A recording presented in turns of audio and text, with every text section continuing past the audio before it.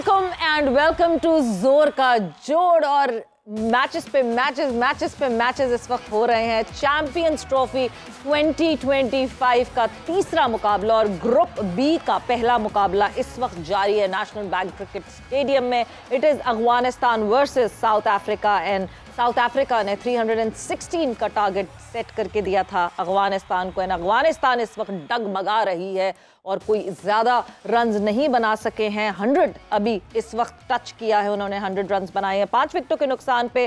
The 26th over is going on. Let's see कि किस तरह अफगानिस्तान इस चेस को फर्दर ऑन लेकर चलती है, मगर असरात कुछ कम लगते हैं। सो बात करेंगे इस मैच के हवाले से। ऑब्वियसली पाकिस्तान क्रिकेट पे बात ना ऐसे कैसे हो सकता है। मैं हूँ सवेरा पाशा और मेरे साथ मौजूद है हाफिज मोहम्मद इमरान। और बिल्कुल सवेरा, जैसे आपने जिक्र किया कराची में जारी मैच का, तो अफगानिस्तान की बैटिंग लड़खड़ा रही है, उनकी कश्ती हिचकोले खा रही है। वो कश्ती जिसने 300 से ज़्यादा रन का हदफ हासिल करना है, 5 विकेटें मेरे ख्याल गिर चुकी हैं।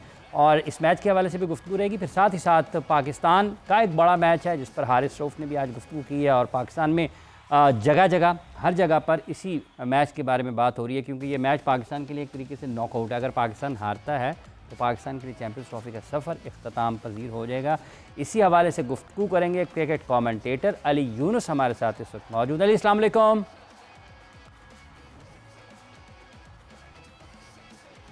अच्छा जी, हमें अभी उमैद आसिफ ज्वाइन कर रहे हैं जी, first class cricketer coach Umaid Asif साहब। उमैद साहब अस्सलाम वालेकुम। वालेकुम सलाम। इमरान भाई कैसे हैं? खैरियत से। उमैद साहब, ये क्या हो रहा है, क्या चल रहा है? कुछ चलेगी गाड़ी आगे पाकिस्तान की या नहीं चलेगी? चलेगी इंशाल्लाह। उम्मीद पे दुनिया कायम है। कैसे चलेगी? कैसे चलेगी? देखिए, प्रोफेशनल क्रिकेट है ये। प्रोफेशनल क्रिकेट है तो वो भी एक प्रोफेशनल प्लेयर्स है। हर एक का दिन होता है, किसी का दिन नहीं होता, किसी का होता है। तो इस वजह से आई थिंक मेहनत तो कर रहे हैं लड़के। आपको नजर भी आएगा, देखें आखिर तक जान मारते रहे। आप पिछला मैच भी देखेंगे तो कोशिश हर एक ने की है एंड पे। बस दरमियान में थोड़ा सा वो पिच प्रॉपर्ली या कंडीशंस प्रॉपर्ली रीड नहीं कर सके, तो इस वजह से वो डगमगा गए थे। लेकिन इंशाल्लाह अच्छा करेंगे, क्योंकि दुबई की कंडीशन है वो थोड़ी डिफरेंट है। आपने देखा था कल बांग्लादेश ने किस तरह उसको रिस्ट्रिक्ट किया हुआ था मिडिल ऑर्डर में, तो ड्यूरिंग द मिडिल ओवर्स। तो आई थिंक कि अच्छा मुकाबला होगा। बट उमैद, ऑनेस्टली स्पीकिंग, मतलब दिल पे हाथ रख के ये बताएं कि वाकई उस तरह जान मारी गई थी जब 320 का एक टारगेट आपके सामने होता है। डू यू थिंक हमने जिस तरह पावर प्ले में अपने आप को एग्जीक्यूट किया, उसके बाद फर्दर ऑन हम जब आगे बढ़े, जान मारते हुए तो एक सलमान अली आगा दिखे और डाउन दी ऑर्डर आके खुशदिल शाह दिखे, क्या सब ने उस तरह जान मारी थी? और क्या ये लड़के बाउंस बैक करने की एबिलिटी रखते हैं? देखिए, आई थिंक मेरे इंटेंशंस पे किसी लड़के की शक नहीं है, क्योंकि आप जिस लेवल पे आप खेल रहे हो, तो एक तो आप रिप्रेजेंट कर रहे होते हो कंट्री को, अपने आप को कर रहे होते हो, अपने घर वालों को भी कर रहे होते हो, अपने शहर को कर रहे होते हो। तो आई थिंक किसी की जो इंटेंशन है उस पर कोई शक नहीं है बिल्कुल भी। अब हर एक का तरीका, किसी का तरीका कुछ होता है, किसी का कुछ होता है। किसी ने कोई सोचता है कि मैं लंबा लेके जाऊंगा। 50 ओवर मैच है जिसमें टेस्ट और T20 का कॉम्बिनेशन होता है। तो आई थिंक जितना लंबा लेके जाएंगे, शायद बैट पे आना शुरू हो जाए बॉल। लेकिन उनकी जिस तरह उन्होंने बॉलिंग की, जिस एक्यूरेसी से वो बॉलिंग कर रहे थे, तो वो hats off to their bowling New Zealand की। आई थिंक देखिए, पहले भी पाकिस्तान इस तरह कमबैक कर चुका है। अब पाकिस्तान को कभी भी ICC टूर्नामेंट्स में राइट ऑफ नहीं कर सकते। पास देख लें, जोन सा भी आप वर्ल्ड कप जो जीते हुए भी, उसमें भी हम नीचे होते थे, आगे किसी ना किसी तरह अल्लाह की वो कुदरत का निज़ाम चल पड़ता था।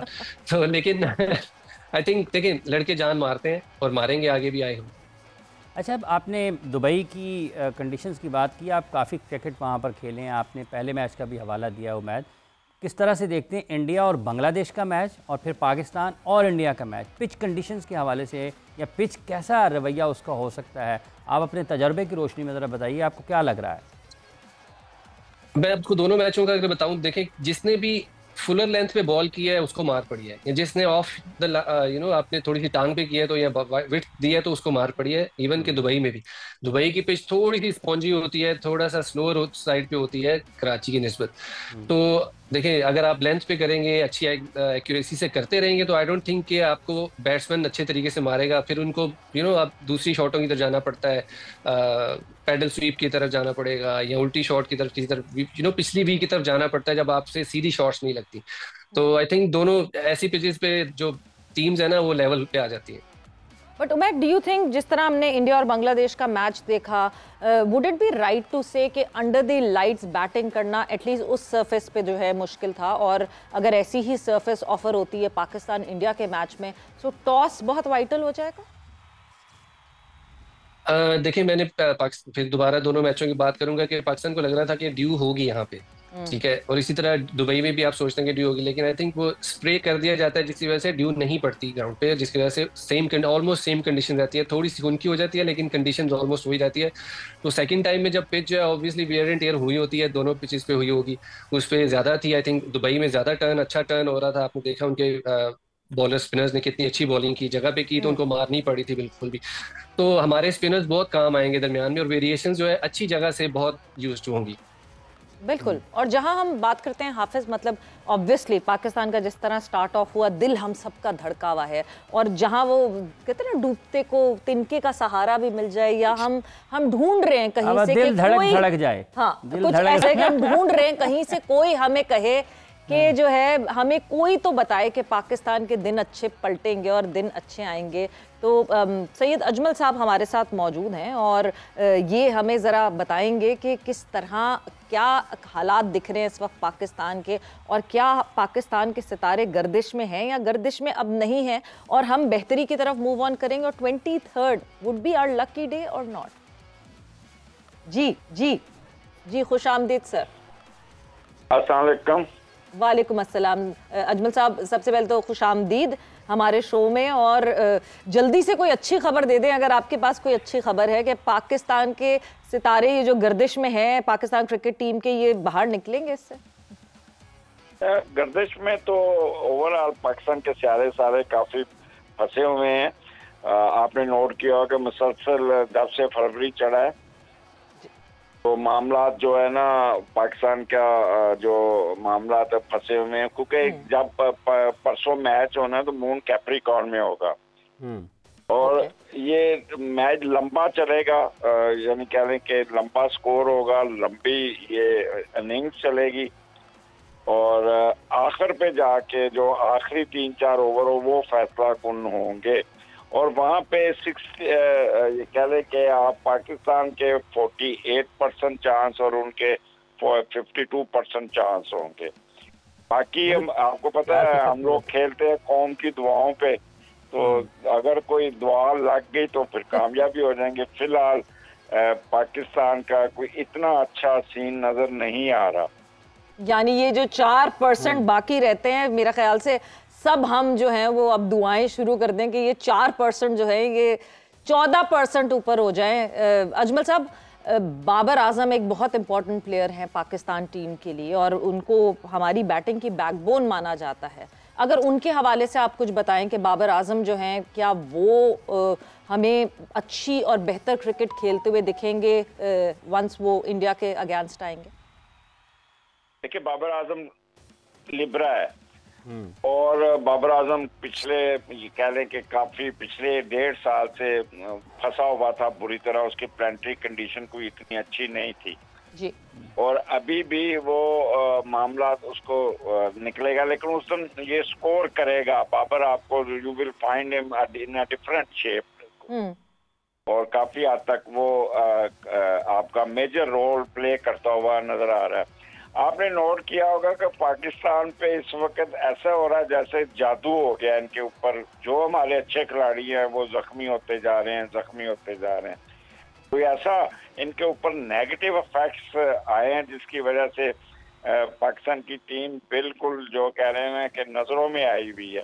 तो जैसे किसे कहते हैं ना, प्यारा बच्चा उसको देखे माँ बाप की नजर ही लग जाती है, तो इन खिलाड़ियों को नजर लगी हुई है। अच्छा, रिजवान के बैसियत कप्तान इनफरादी तौर पर उनके सितारे कहाँ उरूज पर हैं? क्योंकि भी ऑस्ट्रेलिया साउथ अफ्रीका में तो वो जीते, एक तारीख साज कामयाबी रही पाकिस्तान की, तो बैसियत कप्तान रिजवान के सितारे उरूज वाले हैं, उरूज की तरफ नजर आते हैं। ये मैं बता रहा हूँ ना कि क्रिकेट में ये प्रेडिक्ट करना बड़ा मुश्किल होता है कि अगर आप एस्ट्रोलॉजिकली देखें तो हर खिलाड़ी की अपनी होती है इंडिविजुअल यहाँ पे। बिल्कुल।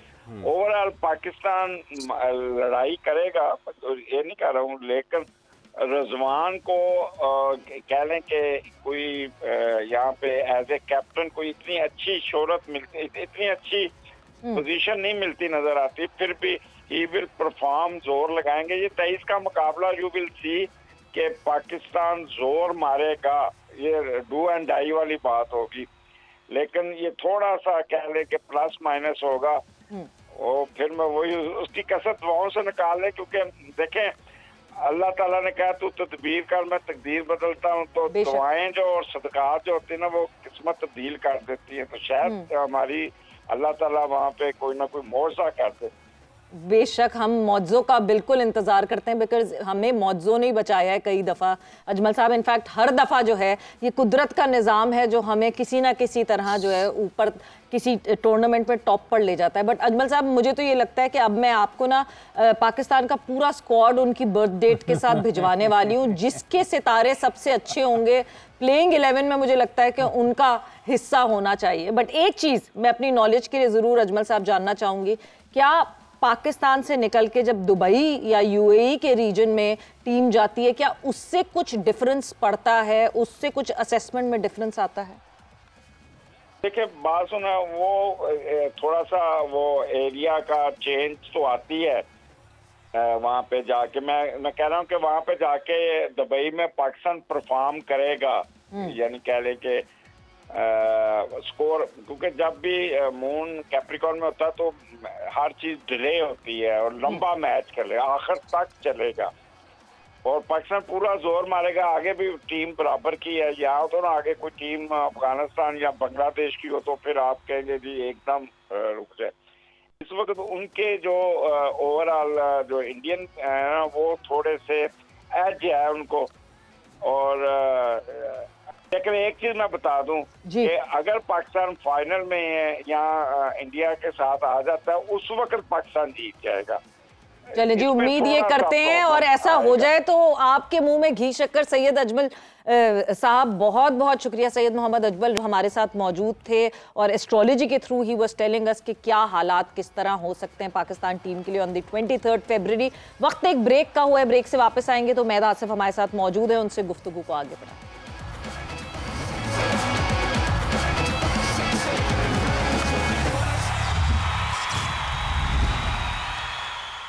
जोर का जोड़ में आपको एक मरतबा फिर खुशामदीद कह रहे हैं। क्रिकेट बुखार और रोज पर है। पाकिस्तान में इस वक्त एक चैंपियंस ट्रॉफी क्रिकेट टूर्नामेंट का मैच चल रहा है, जबकि जो मैच होना है उसकी बात ज़्यादा हो रही है, वो मैच है पाकिस्तान और इंडिया का। अभी उसमें कुछ कल का दिन बाकी है, लेकिन उसके बावजूद सबसे ज़्यादा नज़रें उसी पर आएँ। इस मैच पर गुफ्तगू को आगे बढ़ाते हैं। क्रिकेट कॉमेंटेटर अली यूनुस साहब ने मैं भी ज्वाइन कर लिया। अली अस्सलाम वालेकुम।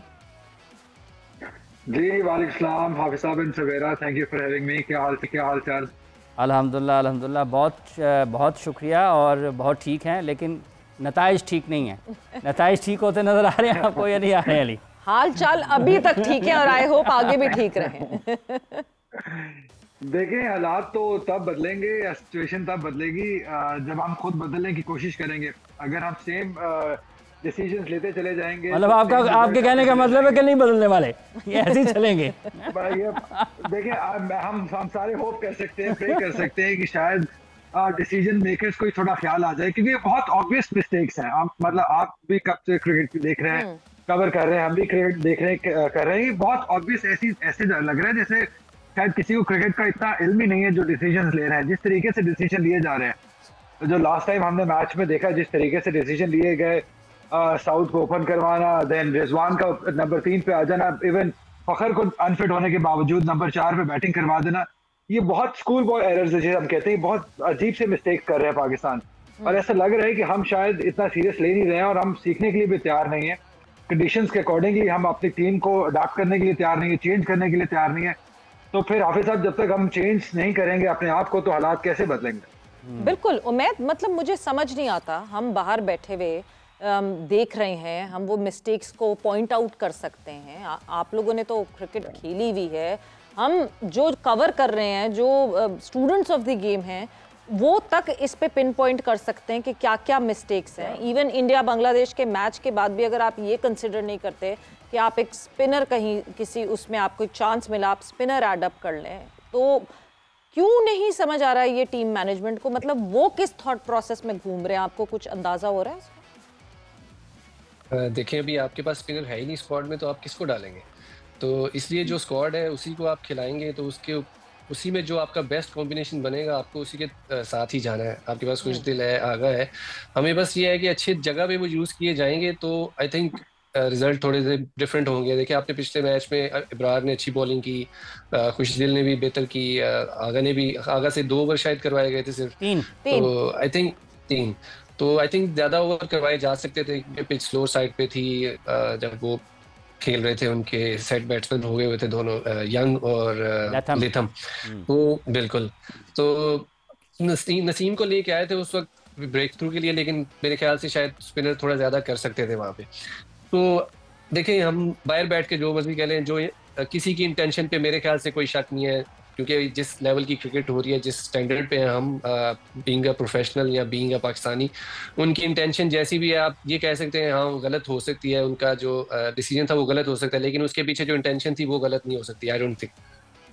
अच्छा अली, अगर हम आईसीसी इवेंट्स में जाते हैं ना, तो टीमें ज़रा मुख्तलिफ अंदाज में खेलते हुए दिखाई देती हैं। आज भी हम अगर बैठे बात कर रहे हैं, कल इंडिया का मैच ख़त्म हुआ, ये दुनिया की और बेहतरीन टीमों को देखते हैं, 5 या 6 स्पेशलिस्ट बॉलर्स के साथ खेल रहे हैं, 5 या 6, मतलब ये नहीं है कि किसी के पास 3 हो या 4 हो। पाकिस्तान सिर्फ 4 स्पेशलिस्ट बॉलर्स के साथ खेल रहा है। 5वें जो 10 ओवर्स का कोटा है वो हम 2 पार्ट टाइमर से करवाते हैं। तो ये वाली हिकमत अमली आपको लगता है कि पाकिस्तान को बड़े एक ही मैच रह गए और ज़्यादा मुश्किलात पैदा कर सकती है? और एक मैच भी बड़ा मैच है, बड़ी टीम के अगेंस्ट मैच है, प्रेशर मैच है, और ऐसी कंडीशन में जहाँ पे आप पहली बार खेलेंगे और वो इस टूर्नामेंट में पहले वहाँ पे मौजूद है, उनको बेहतर कंडीशन से वो वहाँ पे ऑलरेडी क्रिकेट खेल रहे हैं। तो देखिए, ये तो वही जैसे अभी उमैद ने कहा, अब हमारे पास ऑप्शन ही नहीं है, तो आप कैसे क्या ही कर सकते हैं, अब इन्हीं के अंदर ही आपको खेलना पड़ेगा। अब हम होप कर सकते हैं कि शाहीन का नया बॉल अच्छे तरीके से करे, अच्छा रिदम हो, ऊपर से आउट करने की कोशिश करे, हारिस रऊफ मिडिल में करे और फिर आके दोबारा एंड पे भी अच्छी बॉलिंग कर सके। लेकिन बहुत बड़ा एक खला है जो कि प्रॉपर स्पिनर का ना होना है। ठीक है, अबरार ने पिछले मैच में अच्छी बॉलिंग कर दी, बट हमें वो उस तरीके से विकेट टेकिंग ऑप्शन नजर नहीं आए, उतने वो थ्रेटनिंग नजर नहीं आए कि हम कहेंगे वो रन थ्रू कर जाएंगे या एक अच्छा स्पेल बीच में कर जाएंगे जो मैच टर्निंग होगा। तो सेफ जरूर किया उन्होंने, 1-2 विकेट जरूर हासिल कर लिए, लेकिन हमें कहीं ना कहीं एक प्रॉपर स्पिनर की जरूरत थी। अगर राइट आर्म लेग स्पिनर कोई हो सकता, या इवन सुफियान मुकीम लेफ्ट आर्म स्पिन हो सकते थे, कोई ऐसा स्पिनर होता जो थोड़ा थ्रेटनिंग होता। अभी तक हमें इब्रार जो है वो मैच विनिंग थ्रेटनिंग बॉलिंग उन्हें करते हुए नजर नहीं आए। T20 क्रिकेट की अगर बात करें तो उसमें गुजारा हो सकता है, आप पार्ट टाइमर से खुशदिल से 2 ओवर करवा के निकलवा लें, या सलमान अली आगा से करवा लें, बट जहां वनडे क्रिकेट खेलनी है और फील्डर भी एक सर्कल के अंदर है, वहां पे तो आपको एक स्पेशलिस्ट प्रॉपर स्पिनर चाहिए, और ये स्ट्रगल पाकिस्तान की रहेगी अब इस टूर्नामेंट में, क्योंकि अनफॉर्चुनेटली अब आप कुछ कर नहीं सकते हैं इसके बारे में। सिर्फ ये स्ट्रगल नहीं है उमैद, और भी स्ट्रगल है, बिकॉज जिस तरह अली ने कहा कि उम्मीद रखनी चाहिए नसीम अच्छा कर ले, हारिस अच्छा कर ले, शाहीन अच्छा कर ले, बट स्ट्रगल तो ये भी है कि ठीक है जी, पहले शुरू के ओवर्स में अच्छा कर लेंगे, मिडिल में कर लेंगे, ये जो हम डेथ बॉलिंग में रेगुलरिटी में रन्स कंसीड कर रहे हैं, is this the fitness of the players कि नहीं जी, इसके बाद अब वो थक जाते हैं डेथ ओवर्स में आकर और उनसे उस तरह की बॉलिंग नहीं हो पाती, या फिर स्ट्रैटेजाइज नहीं कर पाते कि क्या कर रहे हैं? आई थिंक स्ट्रेटजी का प्रॉब्लम हो रहा है, क्योंकि आप देखेंगे आप जितनी भी मार पड़ रही है वो फुलर लेंथ पे पड़ रही है या विड्थ पे पड़ रही है। हार्ड लेंथ और गुड लेंथ के ऊपर कम हिट्स लग रही हैं, उसी तरह आपको विकेट्स भी मिल रही हैं हार्ड लेंथ पे। तो आई थिंक ये जब रिवर्स शुरू होता है तो गुड लेंथ पे करने के चक्कर में बॉल आगे जा रही है, जोर लगाने के चक्कर में कि शायद रिवर्स हो, आगे फेंके रिवर्स होगी, शायद गैप बने, आउट हो जाए, एलबीडब्ल्यू हो जाए, तो उस चक्कर में मुझे लग रहा है कि बिल्कुल ही मुंह में बॉल गिरी है, जिसको आप हाफ वॉली कहते हैं, और उस पर शॉट्स लग रही। तो आई बिलीव कि उस वक्त भी हमें या तो अगर करना है तो फुल यॉर्कर करना चाहिए, या फिर हमें लेंथ पे थोड़ी सी गुड लेंथ पे ही करनी चाहिए रिवर्स, ताकि अगर आपको शॉट पूरी तरह उस तरह कवर में ना लगे, आपको उसको रूम ना मिले ना बैट्समैन को। Full yorkers, when was the last time आपने यॉर्कर देखी? अच्छा उमैद, ये जो पिछले मैच में जब हम खेले हैं अभी न्यूजीलैंड के खिलाफ, आपको लगता है कि आखिरी ओवर्स में कहीं रिवर्स होता भी रहा और कुछ पाकिस्तान जो न्यूजीलैंड के बैटर्स थे उन्होंने कुछ शॉट्स भी बहुत अच्छे कंट्रोल के साथ खेले, इवन अच्छे बॉल्स के ऊपर भी शॉट लगे?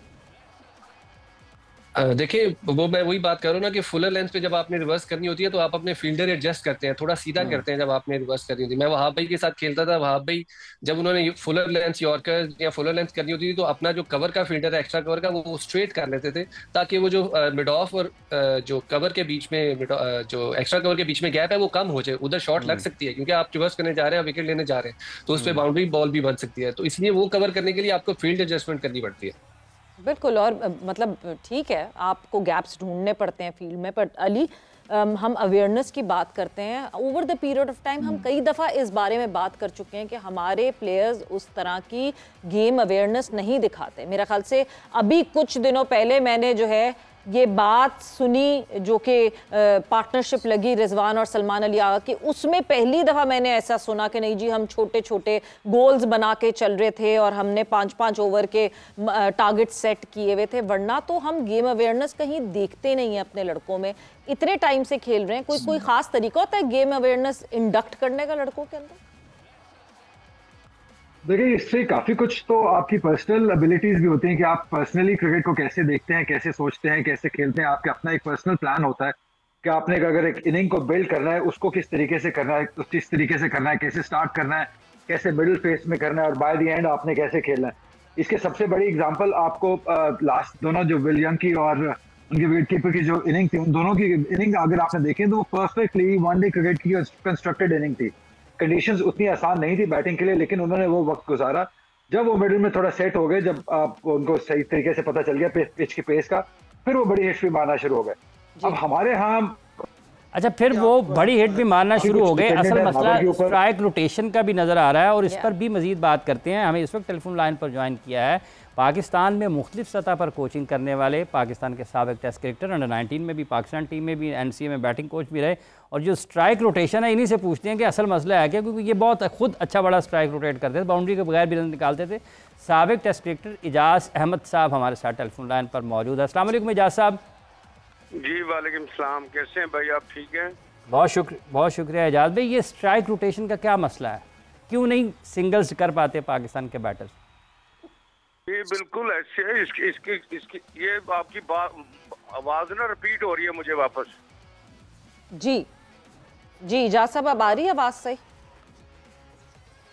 मैं बात कर रहा हूँ ना तो मेरी आवाज वापस मुझे आ रही है, तो काइंडली दोबारा मुझे लाइन। अच्छा जी, रिकनेक्ट करने की कोशिश करते हैं बिकॉज बाउंस बैक हो रही है। और वाकई सिंगल डबल्स, वो चीकी सिंगल्स जिसकी हम उम्मीद हमेशा बात करते हैं, हमें वो चीकी सिंगल्स भी नहीं दिखते। हमें वो स्ट्रीट स्मार्टनेस, कहीं ना कहीं हम उस स्ट्रीट स्मार्टनेस पे बहुत लैक कर रहे हैं आजकल। हाँ जी, बिल्कुल ऐसे ही है। अब देखें, जो चैंपियंस टूर्नामेंट शुरू किए हैं PCB ने, उसमें हम स्टैलियंस के साथ, हम शोएब भाई, हम मैनेजमेंट, हमारा मेन मकसद ही ये था कि किस तरह इनको स्ट्रीट स्मार्ट बनाना है और किस तरह इनके अंदर प्रोफेशनलिज्म लाना है और किस तरह इनका मैच अवेयरनेस और गेम अवेयरनेस किस तरह लानी है। तो हमने स्किल्स पे इतना काम नहीं किया जितना हमने उनकी मेंटल एबिलिटी पे काम किया है। उनको विल पावर किस तरह उनको सिखाना है कि किस तरह आपने आप सिचुएशन के टाइम पे आपने किस तरह अपना माइंड यूज करना है, आपने किस तरह अंदर लड़ना है। अगर आपके बॉलर को मार पड़ रही है तो आप ऐसा उसको फैमिली लें कि आपके छोटे भाई को मारा है तो आप आगे से चुप करके दूर चले जाओगे या आके उसके ऊपर लड़ोगे, चढ़ोगे उसके ऊपर। तो इसी तरह हमने उनकी चीजें ये डालने की कोशिश की है कि अगर आप गिर रहे हो तो एक बॉलर को पड़ रही है तो आप बाकी सारे उठ के उठाओगे तो बॉलर भी उठ जाता है। तो ये नहीं होना चाहिए कि आप कहते हैं तितर बितर नहीं होने चाहिए। तो वो फिर ये चीज बहुत जरूरी है, ये चीजें बहुत जरूरी है। मतलब Ali, in the recent times Ijaz साहब ने ज्वाइन इन हमें कर लिया है। जी इजाज साहब, स्कोर बोर्ड रोटेट क्यों नहीं कर पाते? पाकिस्तान के बैटर्स का मसला क्या है? सिंगल्स डबल्स क्यों नहीं कर पाते हैं? अगर बाउंड्रीज नहीं लग रहे हैं तो कहाँ पर आपके ख्याल में कमी है और काम होने वाला है? जी देखिए, ये एक्सरसाइज जो है वो आपको ना ग्रॉस रूट पे करनी पड़ेगी। जो है ना ग्रॉस रूट पे मैचेस अरेंज करने पड़ेंगे। ऐसे टारगेट मैचेस होते हैं जिसमें आपको बाउंड्री, सिक्सर, चौके जो है ना ये बंद करने पड़ेंगे और हर बॉल पे सिंगल करनी है। आपने सिंगल करें, 2 रन करें, 3 रन करें, ये एक एक्सरसाइज है जो मैं जूनियर क्रिकेट में मैं ये चीजें सिखाता रहा हूँ प्लेयर्स को और उन्होंने बड़ी अच्छी तरह सीखी है उन्होंने चीजें। लेकिन प्रॉब्लम हमारे यहाँ पे ये है कि हमारा कोई भी प्लेयर जो ग्रॉस रूट से ऊपर आता है वो अभी एक आधा सीजन खेलता है तो आप उसको पाकिस्तान खिला देते हैं और उसमें लेबल लगा देते हैं, 1-2 मैच खिलाए और बाहर कर दिया आपने। ठीक है ना, तो इस तरह नहीं करना चाहिए। एक प्लेयर को डोमेस्टिक क्रिकेट में प्रॉपर ग्रूम करने के बाद, स्पेशली बैट्समैन की बात कर रहा हूँ, जब तक वो 4-5 साल डोमेस्टिक क्रिकेट नहीं खेलेगा, फर्स्ट क्लास क्रिकेट नहीं खेलेगा, रन नहीं करेगा, सेंचुरी है, डबल सेंचुरी है, जब तक नहीं करेगा उसको कैसे पता चलेगा मैंने डबल सेंचुरी करनी या सेंचुरी करनी है। बिल्कुल। तो यानी सोचना चाहिए। इजाज साहब, एक ही सोल्यूशन लगता है कि इन लड़कों को लंबी क्रिकेट खेलनी पड़ेगी, उसका इम्यून होना पड़ेगा और टिकना आना पड़ेगा कि कैसे पिच पे ज्यादा देर रुके रहना पड़ेगा। मगर विद दैट वक्त यहाँ पे जो है अब गुफ्तगू का खत्म हो गया है। सो आप लोग सबका बहुत बहुत शुक्रिया। उमैरी और इजाज साहब आपका बहुत बहुत शुक्रिया एंड वेलकम टू द समा फैमिली। इजाज साहब जोर का जोड़ के फैमिली मेंबर बनने वाले हैं। कल से हमारे साथ आपको इजाज अहमद साहब भी दिखेंगे। एंड ऑब्वियसली जब पाकिस्तान इंडिया के मैच की बात होती है, परसों पाकिस्तान इंडिया का मैच है और कल रात 8:05 पे आप देख सकेंगे जोर का जोड़ की स्पेशल ट्रांसमिशन टाकरा, जो कि अक्रॉस दी बॉर्डर हम कनेक्ट करेंगे और आज तक के साथ होंगे और जबरदस्त गेस्ट है हमारे साथ। गेस्ट को मैं सरप्राइज रखूंगी, आप लोग प्रोमोज देखते रहेंगे कि टाकरा में कौन कौन हमारे साथ मेहमान जुड़ेंगे बॉर्डर के उस पार से और होगी कोई मजेदार गुफ्तगू। बट विद दैट वक्त यहाँ पे खत्म हो गया है। सबीरा पाशा को और हाफिज इमरान को इजाजत दीजिए। अपना बहुत ख्याल रखिएगा। टेक केयर, बाय बाय, अल्लाह हाफ़िज़।